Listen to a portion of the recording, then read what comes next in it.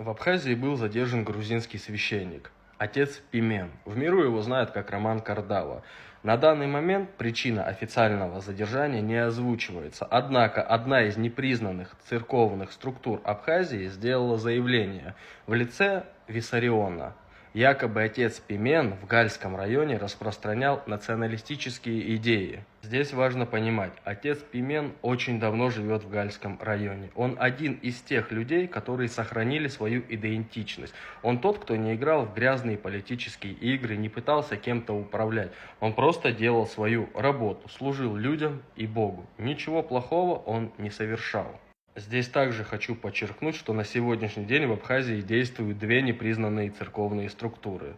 Одна из них тянется к Константинополю, а другая к Москве. И ни тот их не признает. И во всем этом бардаке эти две непризнанные структуры также спорят между собой, кто из них достоин признания. И во всем этом бардаке эти структуры увидели, что в Гальском районе есть хоть и маленькая, но слаженная община, где все идет своим чередом, где люди смогли договориться и построить что-то совместное. И как вы уже поняли, эта слаженная община в Гальском районе начала раздражать Дорофея и Виссариона. И, естественно, они решили это все разрушить. Раз у них у самих ничего не получается свое создать, нужно испортить все и другим.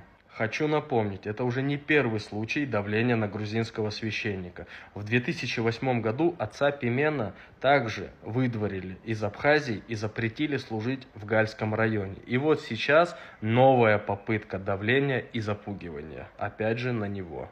И, конечно, из этого сразу же хочется задать вопрос, кто из этих людей представляет веру, а кто страх, кто строит, а кто разрушает, кто служит людям, а кто просто собственным интересом.